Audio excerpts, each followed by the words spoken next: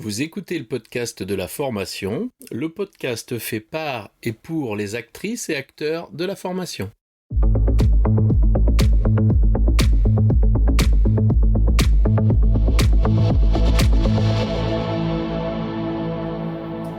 Bonjour et bienvenue. Je suis ravi de vous recevoir sur le podcast de la formation, dédié aux formatrices qui souhaitent profiter de retours d'expériences terrain qui fonctionnent et de stratégies détaillées étape par étape. Chaque épisode vous permet de mettre en place des actions immédiates et d'obtenir des résultats efficaces et concrets. Bonjour, nous accueillons aujourd'hui Alessandra pour cet épisode de podcast qui est un petit peu particulier puisqu'on va présenter un parcours de vie, un parcours de décision, de devenir formatrice, d'avoir fait ce parcours et de ce temps après la formation.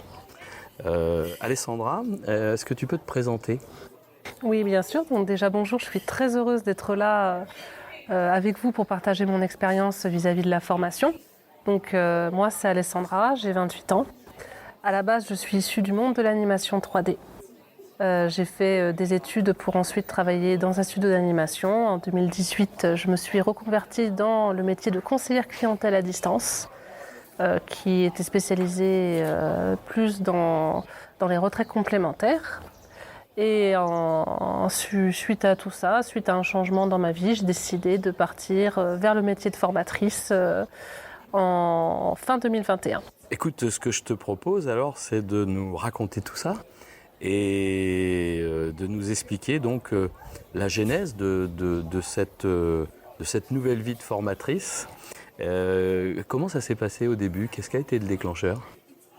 Alors, ce qui a été le déclencheur pour moi, c'est concernant le travail que j'ai eu en tant que conseillère clientèle qui ne me convenait pas.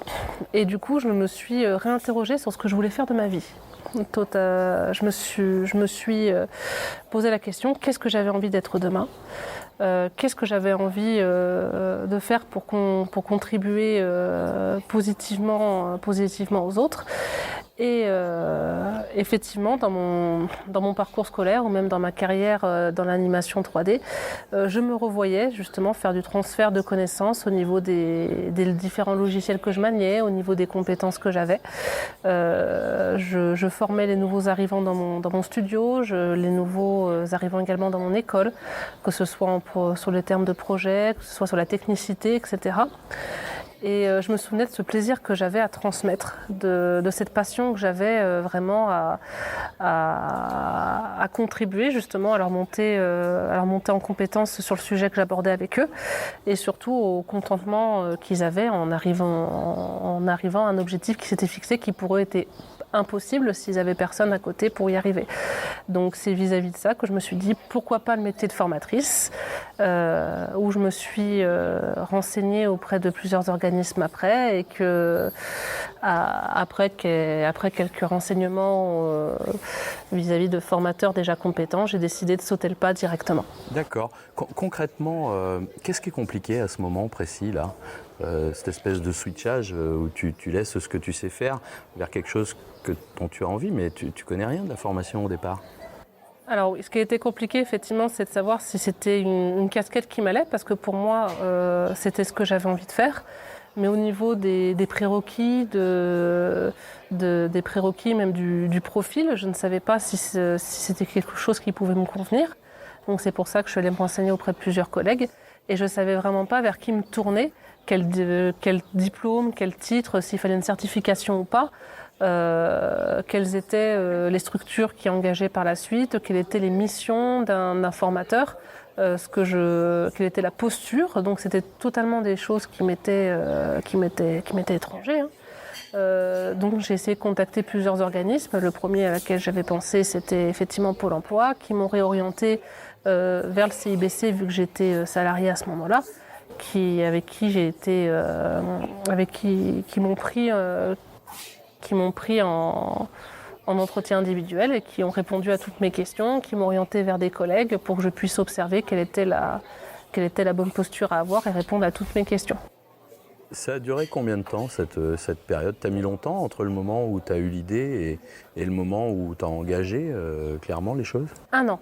pour ma part, ça a duré 1 an. Le temps de bien me renseigner, de bien être sûr de mon choix, de bien voir toutes les possibilités qui s'ouvraient à moi au niveau des financements, au niveau du choix de la formation, au niveau du renseignement sur les diplômes et puis même en tant que sur les missions, sur la posture d'un formateur, ça a mis 1 an.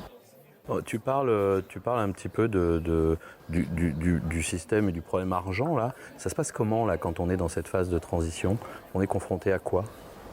Alors au niveau économique, c'est tout de même un choix de vie, un changement qui est radical. Donc moi j'avais un statut de salarié en CDI, qui était quand même une position qui assurait la sécurité, qui était confortable sur l'avenir. Et c'était de savoir comment j'allais financer une formation si je devais en faire une, quelles étaient les modalités, est-ce qu'en tant que salarié je pouvais faire valoir ce statut pour un financement particulier. Et puis même savoir les statuts d'un formateur, si c'était un statut salarié, d'indépendant, d'intermittent, etc. Et également de savoir comment j'allais vivre demain, parce que c'est quand même quitter une sécurité financière qui était présente pour quelque chose qui était totalement inconnu. Oui, tout à fait. Et c'est quoi les principales craintes qu'on a à ce moment-là? Pour ma part, ça a été de ne pas pouvoir assurer le financement de la formation, que les portes me soient fermées à cause de cela, de ne pas avoir de quoi manger demain, oui. de tout ce qui est de pas savoir si je pouvais payer mon loyer, si je pouvais m'autoriser financement un changement total de vie. Et on est dans une phase où tu as breaké, ou ça s'est passé un peu doucement, comme sur un espèce de switch? Tu as été accompagné financièrement. Comment ça s'est passé, l'accompagnement financier? La formation a été prise en charge? Alors oui, tout à fait. J'ai été prise en charge au niveau de l'accompagnement par le CIBC, vu que j'étais salariée, comme je l'ai expliqué. Ouais. Et c'est ma conseillère au CIBC qui m'a expliqué toutes les démarches en fonction de mon statut. Si je voulais effectivement... si je voulais démissionner de mon ancien emploi pour avoir un statut de demandeur d'emploi pour que Pôle emploi puisse financer. Vu que j'étais moi-même salariée, elle m'avait proposé la reconversion professionnelle, justement, qui est un dispositif pour les salariés, permettant justement dans le cadre d'une reconversion, de faire financer justement la formation via le biais de transition professionnelle, et qui me permettait de garder une sécurité financière, d'avoir mon salaire mensuel versé par mon employeur. D'accord. C'est facile de négocier ça avec son employeur? Ça a été facile pour toi? Alors pour ma part, ça a été effectivement aisé. J'ai pris rendez-vous avec mon responsable des ressources humaines, qui lui a été très ouvert là-dessus, qui a cherché à connaître mes projets et qui m'a encouragé effectivement à aller dans cette voie-là, vu que le bien-être de ses employés était pour lui quelque chose qui était fondamental. Oui. Et qui s'est montré disponible justement pour faire les démarches du côté employeur auprès de transition professionnelle. Donc moi j'avais mes démarches en tant que candidat pour faire valoir mon projet auprès de la commission de transition professionnelle Nouvelle-Aquitaine. Et lui avait les démarches justement du côté employeur qu'il a assuré pour le passage de mon dossier. Tes démarches, quand tu parles de tes démarches vis-à-vis de Transition Pro, qu'est-ce que tu as été amené à faire? Alors vis-à-vis de transition professionnelle, j'ai dû répondre à bon nombre de questions sur mon projet en tant que formatrice, pourquoi je voulais effectivement changer de métier, est-ce que j'avais des connaissances sur le métier, le taux d'insertion à l'emploi, le taux justement de certification validée. Et ça, c'est des éléments que tu as collectés par toi-même? Alors oui, tout à fait. C'est des éléments que moi j'ai cherchés par moi-même sur le site de Pôle emploi, sur le site de France Compétences également, pour pouvoir connaître le métier de fond en comble, pour être sûr de mon choix et pour également valider mon projet envers la commission qui devait, avant d'accepter un projet de financement, s'assurer que le candidat avait vu les tenants et les aboutissants de la formation dans laquelle il s'engageait. Tu avais réfléchi avant sur quel domaine tu allais former les gens? Alors oui, pour ma part, vu que j'étais dans le domaine de l'animation et de la 3D, tout ce qui est film d'animation, jeux vidéo, notamment dans la partie post-production, je voulais effectivement former dans ce domaine-là. D'accord. On a toujours des craintes quand on veut changer de vie. C'est quoi le conseil que tu donnerais à une personne qui aujourd'hui, soit dans le cadre d'une reconversion professionnelle accompagnée par son employeur, soit sur une décision unilatérale, changer de vie, on peut le décider par soi-même. Qu'est-ce que tu donnerais comme conseil, quoi ? Alors le conseil effectivement le plus basique personnel que je donnerais, c'est de peser les pour et les contre. C'est pour ma part ce que j'ai fait. J'ai établi effectivement une feuille avec le pour, le contre, les risques qu'il pouvait y avoir. Et vis-à-vis des risques que qui pouvaient arriver, j'ai établi également une liste de solutions à ces risques-là pour pouvoir effectivement pallier à toute difficulté qui arrive. Et après cette feuille-là, je me suis, en faisant le résumé de cette feuille avec risque, remédiation envisagée, pour et contre, j'ai imaginé avec tout cela le métier de formatrice, ma nouvelle vie, pour voir si elle me convenait mieux que l'ancienne, si surtout j'allais être beaucoup plus épanouie, beaucoup plus heureuse, avec une sécurité du métier financière et puis même psychologique derrière qui était bien que ma situation actuelle. Dis-moi, Alessandra, les gens autour de toi, les gens qui t'entourent, comment ils ont accueilli cette nouvelle ? Alors cette nouvelle a été accueillie, ça a été mitigé. Beaucoup justement de personnes autour de moi ont très bien accueilli la nouvelle. Ouais. M'ont dit en majorité que c'était un secteur dans lequel ils m'imaginaient totalement en tant que formatrice. Et justement, une autre partie était beaucoup plus dans la sécurité avec une peur financière de ce que ça pouvait être engrangé, notamment au niveau de ma famille proche, mes parents, etc. C'était un métier qu'ils ne connaissaient pas, dont ils avaient effectivement des craintes. Ils avaient peur que je ne trouve pas de travail après, ils avaient peur que ce soit une porte de sortie à un environnement actuel qui ne me convenait pas. Oui.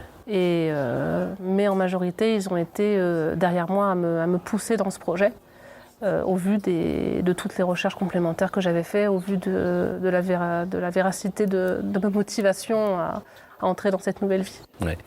Quand tu dis je suis allé rencontrer des gens, des formateurs, ça se passe comment ? Tu les abordes comment ? Alors, c'est vis-à-vis de ma conseillère au CIBC qui m'a donné des contacts qu'elle avait, des numéros, soit des intervenants au CIBC, des formateurs indépendants, des formateurs dans des structures telles que la CCI Charente Formation dans le cadre, dans le secteur justement d'Angoulême.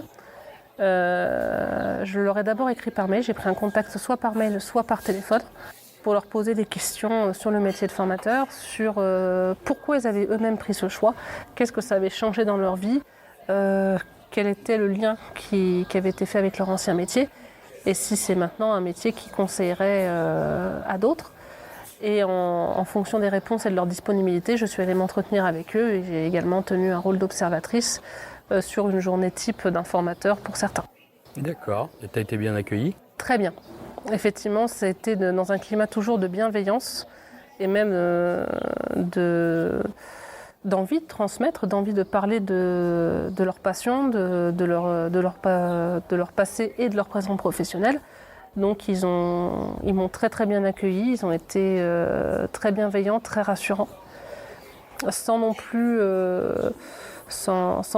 me dissimuler les difficultés que je pouvais encourir, comme quoi c'était un métier qui n'était pas facile tous les jours, comme tous les métiers. La vraie vie, quoi. Tout à fait. Ouais. Mais c'était vraiment dans un climat de bienveillance et d'échange tout à fait agréable. Tout à l'heure, tu nous dis j'ai 28 ans. C'est pas un peu jeune, ça, pour être formatrice ? Alors, c'est ce que beaucoup de gens m'ont dit. Mais effectivement, pour ma part, je ne trouve pas. Parce que si l'expérience, effectivement, se fait avec l'âge, pour ma part, la nouveauté se fait avec l'expérience, mais également avec un regard de la jeunesse qui est présent. Donc, pour moi, c'est une affaire d'âge... non, une affaire, effectivement, de réflexion sur soi-même, de maturité, oui, tout à fait. On parle souvent d'un syndrome d'imposture, d'un syndrome de l'imposteur. C'est-à-dire, bah oui, mais est-ce que je suis crédible dans ce que je fais? Est-ce que toi, tu as eu un moment cette pensée-là? Oui, souvent, au début, même avant d'entamer les démarches. Plusieurs fois, je me suis posé la question si je devais continuer au niveau des démarches parce que, en voyant les professionnels que j'avais vus, je me demandais est-ce que je serais aussi crédible qu'eux? Est-ce que je pourrais faire aussi bien? Est-ce que je pourrais transmettre aussi bien et voir autant de réussite au niveau des apprenants en face? Je me posais cette question-là. J'avais aussi le doute sur mon âge au début, parce que c'était des individus qui avaient tout de même 20 ans de métier, 25 ans, même plus pour certains. Donc je me posais la question si avec moi, ma petite expérience, même si c'en est une, je trouverais crédibilité dans ce métier et puis même en fonction des apprenants que j'avais en face. Dans ces moments difficiles où justement on ne se sent pas légitime, c'est quoi comment on y remédie pour soi-même? On fait quoi? Comment tu te rassures là? Pour ma part, je me suis remémoré toutes les expériences déjà que j'avais eues dans ce domaine. Comme je l'ai expliqué, j'ai formé plusieurs collègues, que ce soit à l'école ou même dans ma première entreprise. J'ai formé plusieurs de mes collègues sur les logiciels, sur les démarches, sur les réglementations. Et je me suis rappelé à quel plaisir, selon le retour, ils avaient eu à faire cela avec moi. Et surtout le résultat en autonomie qu'ils ont eu après, que j'observais. Et effectivement, avec ce résultat observable et tout à fait productif qu'ils avaient à la fin de mon intervention avec eux, et puis même du contentement et du plaisir qu'ils avaient eu à échanger avec moi, je me suis dit c'est le plus important. Ils atteignent leur objectif et en plus ils prennent plaisir à le faire. Oui, tout à fait. Quand tu fais tout ce parcours, tu dis que ça dure 1 an. Qu'est-ce qui se passe le dernier mois? Alors pour ma part, beaucoup d'attentes, ouais. Beaucoup d'envie, d'impatience. Vraiment, j'avais l'impression, pour faire une métaphore, d'être un enfant devant le grand 8 de Disney à attendre son tour. J'avais hâte d'y aller. Les journées étaient très très longues parce que c'était une nouvelle expérience, c'était une nouvelle vie. C'était quelque chose c'était une aventure. Et j'avais qu'une envie, c'était de sauter dedans et enfin me dire... je le vois, c'est quelque chose que j'avais envie de faire et puis maintenant ça va être mon tour, ça va être mon occasion. Et donc, qu'est-ce que tu as choisi comme formation, toi? Alors à la base, moi je me suis orientée vers la formation de la CCI Charente Formation pour le titre de formateur professionnel d'adultes. D'accord, le titre FPA alors? Tout à fait, le titre FPA, tout à fait. Et j'ai choisi cette formation-là parce que c'était la formation qui après mes recherches étaient la plus adaptée pour moi, déjà pour une affaire de proximité, vu que j'étais sur Angoulême. Également au vu des intervenants que j'avais rencontrés, qui m'avaient vendu cette formation comme étant sérieuse et qualifiante. Et essentiellement parce il y avait un titre professionnel à la fin. Donc j'avais entendu par l'intermédiaire de certains de mes collègues que le titre n'était pas obligatoire pour exercer, mais qu'il était fortement recommandé. Et pour ma part, je voulais avoir un titre professionnel pour avoir des bases solides pour commencer cette nouvelle aventure. Ça dure longtemps? Ça a duré longtemps? Pour ma part, ça a duré 7 mois. 7 mois de formation? 7 mois de formation, tout à fait. C'est intense? Oui, c'est quelque chose de très intense dans le sens où ça a été beaucoup de remise en question de soi-même. On a vraiment une posture réflexive qui est totale. Une remise en question des réflexes qu'on a eus soit à cause de notre passé personnel ou de notre expérience professionnelle. C'est réapprendre en fait. C'est réapprendre à apprendre quelque chose. Et psychologiquement, ça fait beaucoup réfléchir sur soi, sur ce qu'on veut faire, ce qu'on est capable de faire, de comment on prend les choses, comment on s'adapte surtout.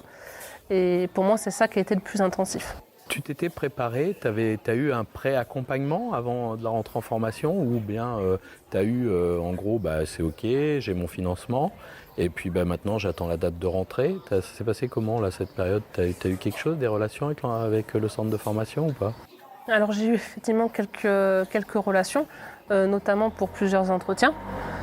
pour m'expliquer le déroulé de la formation, m'expliquer ce qui allait se passer, quel était justement l'objectif de la formation, qu'est-ce qu'on allait voir, quand est-ce qu'on allait le voir, et quelles étaient effectivement les circonstances dans lesquelles ça allait se dérouler. On m'avait prévenu que ce serait intense, qu'il y aurait des moments où je serais dans le doute vis-à-vis de certains aspects qui seront abordés, notamment sur l'accompagnement, où là, il faut vraiment avoir une posture très réflexive sur soi-même. On m'avait prévenu que ce serait difficile, que ce serait compliqué, qu'il y aurait des moments où on serait au plus bas, mais que c'était nécessaire et que ce serait beaucoup plus positif que négatif, et que le résultat en valait la chandelle. Tu te souviens de la date de ta rentrée en formation ? Le 27 novembre. Eh bien, écoute, que je nous propose, c'est que l'on se retrouve peut-être demain. Oui. Et puis qu'on reprenne cette discussion le 27 novembre. Tout à fait, avec plaisir. Écoute, je te remercie de nous avoir raconté ce début d'histoire de formatrice. Et je vous donne rendez-vous pour la suite. Et puis, on va se repositionner sur le 27. Merci beaucoup, Alessandra. Merci à vous.